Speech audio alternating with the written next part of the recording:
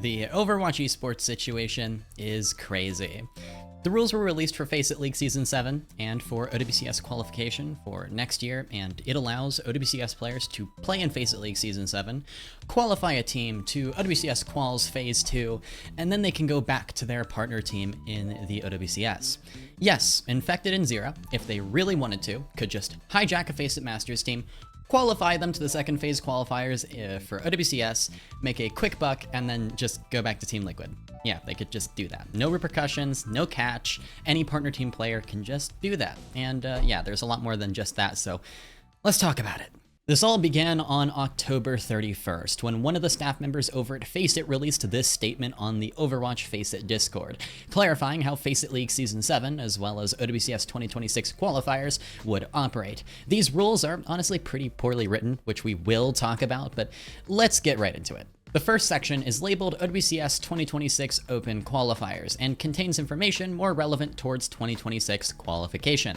1. OWCS 2026 will feature a two-phase open qualifier, which qualifies a portion of teams to OWCS 2026 Stage 1. This is pretty normal. This will likely be similar to the previous open qualifier, with the first phase being an open Swiss tournament and the second phase being a bracket. And then 2. Phase 1 of Open Qualifier is open registration with no rank requirement. And already we have something that's pretty questionable. A rank requirement was required for this year's OWCS Open Qualifier for 2025, which was Masters 1 or above. Now, you might be thinking, why have a rank restriction for an open tournament? Well, there is actually a very, very good reason why that is the case. That reason being that if you are a bum-ass plat player, you aren't qualifying for OWCS, or Diamond, or even low Masters. Like, until you reach a certain point, you don't have a chance. You're just flat out not good enough. The reason why filtering out teams that have no chance of qualifying is a good thing is because Swiss tournaments work better with 1. More rounds, and 2. Less teams. Ideally, in a Swiss tournament, every team plays every other team, but obviously in an open qualifier, you don't have time for that, but you can at least reduce the noise and get rid of those teams that have no chance anyways. There's also the added issue of these bad teams tending to drop out of the tournament and not play all their Swiss matches, meaning if you're a good team but play against a team that immediately drops out after playing you and therefore forfeits the rest of their matches, your head-to-head score gets tanked. Also, if that wasn't enough to convince you, we've had situations where bad teams that have no chance of ever qualifying end up with their matches paused and they hold up the entire Swiss tournament because you can't move on to the next round until everyone has played their matches. The more matches being played, the higher chance you run into difficulties, so it is optimal to reduce that total number. We do not need to hold up professional players so that the Bob Lowe buffoons can resolve their dispute with the Dirt High Dragons. Please. If you're below Masters 1, you aren't making it to the OWCS and NA or EMEA. You're literally worse than me, and I'm ass at the game, like auntie status. Like, I get made fun of in ranked lobbies by actual good players, and I deserve to be made fun of. Anyways, let's continue, because that's not even the most concerning aspect of this rule set. 3. Phase 2 will be made of 16 teams, see below for eligibility. That's simple enough, 16 teams in Phase 2 of the OWCS 2026 qualifier. We can move on to the next section. The next section is labeled OWCS 2025 Stage 3 going into OWCS 2026, and is meant to give us some context as to how OWCS teams and players will go about transitioning into the next season. 1. Top 4 OWCS Stage 3 teams in NA and EMEA will automatically qualify to Phase 2 of the Open Qualifier if 3 players from their qualified roster, registered OWCS Stage 3 roster in this case, are maintained. This is where wording becomes a little tricky and confusing, so let's talk about it. What is interesting about this line is that the meaning of Top 4 OWCS is kinda unclear. Take North America, for example. Does Top 4 OWCS include partner teams, or are they not included in this Top 4 figure? You would assume that it would mean partner teams are included, so your top 4 teams are Team Liquid, SSG, GK Esports, and Sakura, but remember that partner teams are treated differently than the rest of the teams and they pre-qualify. So really, what top 4 OWCS teams might actually mean is GK Esports, Sakura, Nightmare, and Team Z. Team Liquid and SSG are the only partner teams in North America, so they don't count if that is the case. Moving on to the next line. 2. OWCS partner teams will automatically qualify for OWCS Stage 1 regular season and have no core roster requirement. We are not ready or able to share any further details around partner teams at this time. This essentially means that all partner teams skip both phases of both qualifiers and are in the first stage of 2026 automatically. This is to be expected and is fine, fair enough. This line also states that any of these partner teams can drop any and all of their players at will if they'd like to and change their entire roster. They don't have to keep any players from 2025. The third section is labeled FACEIT League Season 7 going into OWCS 2026. This section here talks about how teams can qualify to OWCS 2026 through FACEIT, and this is where things start to get a little crazy. 1. FACEIT League Season 7 will be one of our primary functions for pre-qualifying the best teams and players in NA and EMEA into the 2026 Open Qualifier. In short, FACEIT League Season 7 will be used as a competitive ecosystem to not only qualify some teams into Phase 2 of 2026 Open Qualifier, but act as a stage to showcase the talents of players during the off-season. So basically, what this is saying is that teams can fast-track through the OWCS Open Qualifier by skipping the first phase if they do well in FACEIT League Season 7. They'll still need to compete in Phase 2 though. This line also hints at the intent of the tournament organizers. We'll see it later on, but top 4 OWCS players, as well as partner team players, are not only able to compete in FACEIT League Season 7, but that also it really seems to be the point. It seems to be the goal, not a loophole or a mistake in the rules. 2. Top 4 FACEIT League Season 7 teams in NA and EMEA will automatically qualify to Phase 2 of the Open Qualifier if 3 players from their qualified roster, registered OWCS Stage 3 roster in this case, are maintained.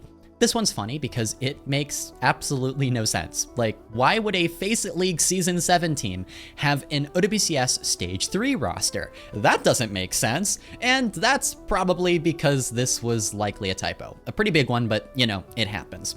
After talking to Bullskunk, my favorite caster duo, we think that's the most likely reasoning. So what this really means to say is registered FACEIT League Season 7 roster. But guess what? Even if you replace it with what makes sense, it's still a little crazy. What this allows for is it would theoretically allow OWCS players, especially those on partner teams who know they will be on their partner team next year as well, to temporarily compete with a FACEIT Masters Season 7 team and just win the whole thing and qualify that FACEIT team to OWCS Qualifiers Phase 2. And then the OWCS players could just leave and they would make money from their FACEIT League win. So like I said earlier, Infected and Zera from Team Liquid could just join a FACEIT Masters team, qualify them to that second phase of the OWCS qualifiers, and then just leave. Since the FACEIT Masters team would lose 2 players but still retain 3, they would keep the slot, and Infected and Zera could just hop back on over to Team Liquid for Stage 1 next season. I also don't think that this should be allowed at all, but let's continue. I'll give my full opinions later. The fourth section is labeled FACEIT League Season 7, Player and Team Eligibility, and is pretty important as you might infer. This is going to define who actually gets to play in FACEIT League Season 7. 1. Top 4 OWCS Stage 3 teams are ineligible for FACEIT League Season 7. So again, we have this top 4 wording. We are going to assume top 4 does not include partner teams. So basically, in North America, GK Esports, Nightmare, Sakura Esports, and Team Z are ineligible as teams to sign up. In EMEA, it is Al-Qudsiya, Team Peps, Team Vision, and Good Guys A&M. Now, important wording.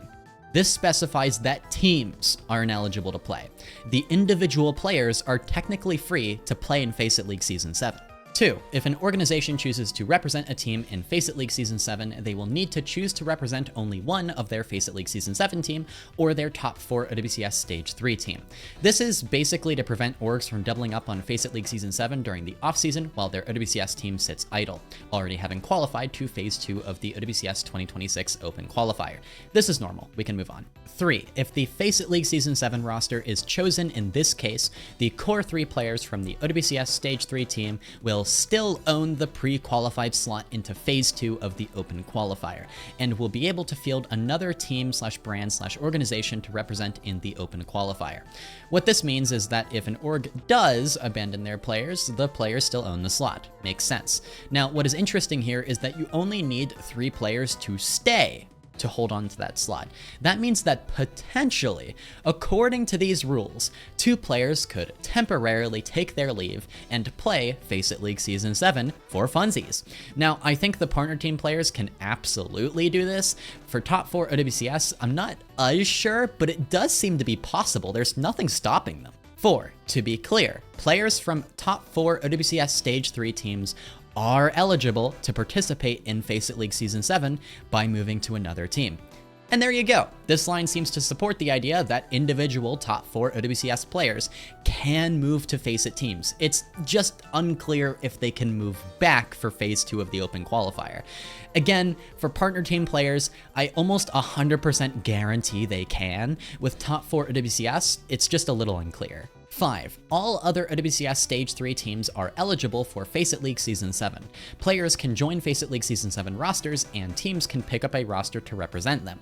Now, this is where we should talk about the teams that aren't in the top 4 OWCS and also aren't partner teams, because they are getting screwed over more than anyone else. In North America, that is Extinction and Dildux, and in EMEA, it's literally just Quick Esports. These teams are in the worst possible scenario.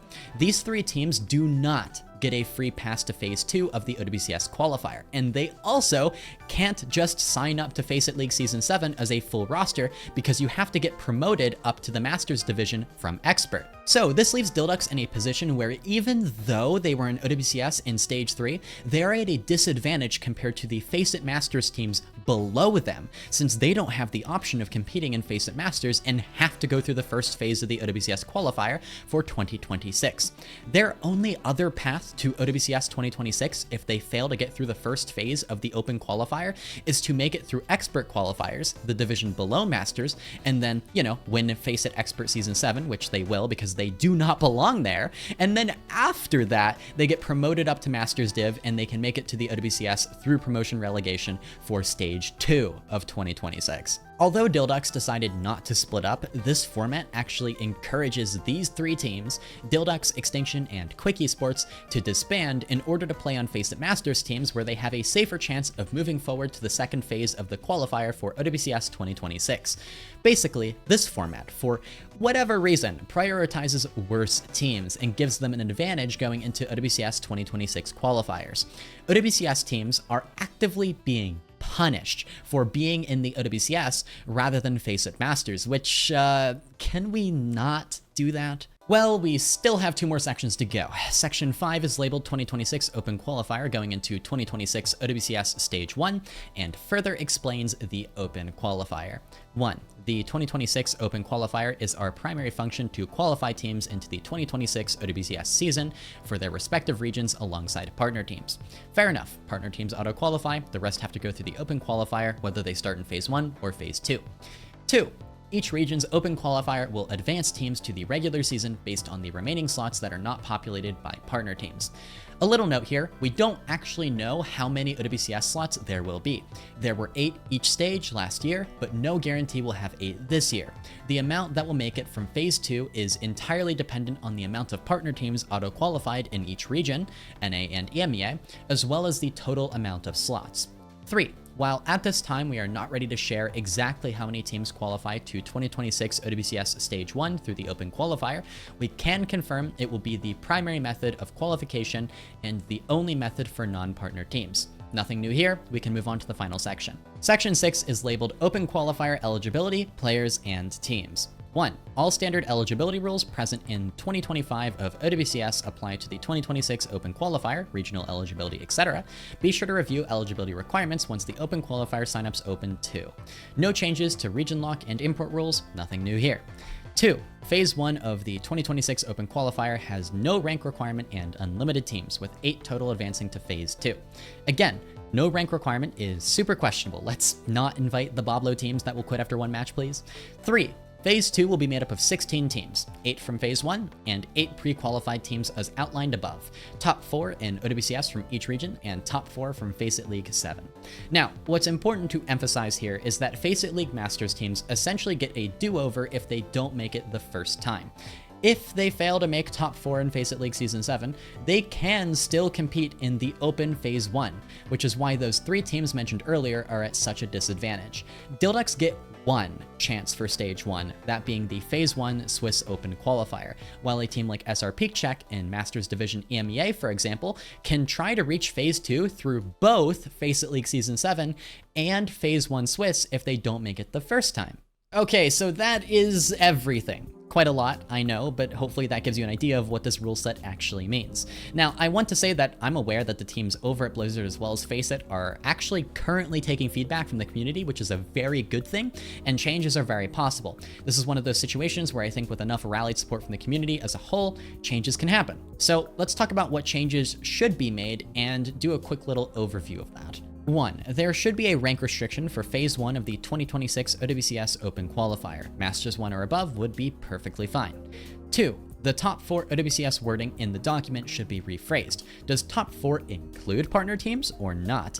Again, we assumed they are not in this video today, mostly because it wouldn't make sense if they were included, but still, a change here for clarity would be amazing. 3. Existing OWCS teams that don't fall under that top 4 label, such as Dilducks, Quick Esports, and Extinction, should not be at a disadvantage for qualification to OWCS 2026 compared to FACEIT Masters teams that are, well, worse than them.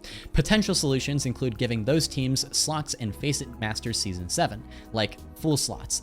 Granted, the logistics of that could be complicated, but the other valid option is honestly just moving all OWCS teams to Phase 2 automatically. Yes, that reduces the amount of teams that can qualify from Phase 1, but if you were in the OWCS, you honestly shouldn't have to go through Phase 1 anyways. I think that's silly. 4. Players from top 4 OWCS and partner teams should not be able to play in FACEIT League Season 7 and then just go back to their team afterwards.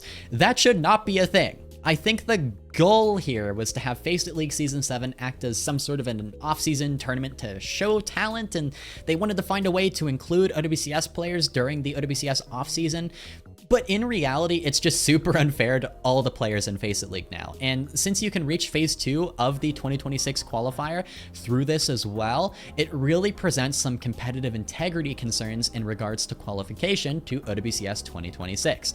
Basically, if you want an off-season tournament for OWCS players, make that. Don't just let them hijack FACEIT Masters teams. That's not how you do it. And there you go. That's everything. Yeah, this situation's a little crazy, and yeah, I spent way too much time looking over these rules over and over again, but I think it was worth it. I want to stress that I have the utmost respect towards the tournament organizers and to everyone watching. Please do the same. This rule set is very subpar, so I just hope that we can get some fixes going for the competitive integrity of Overwatch Esports. And remember that yelling at the tournament organizers angrily isn't going to fix that. We've got to be productive. Thanks for watching, and I'll see you with an OWCS China video covering Milk Tea's upset against Rock Esports soon.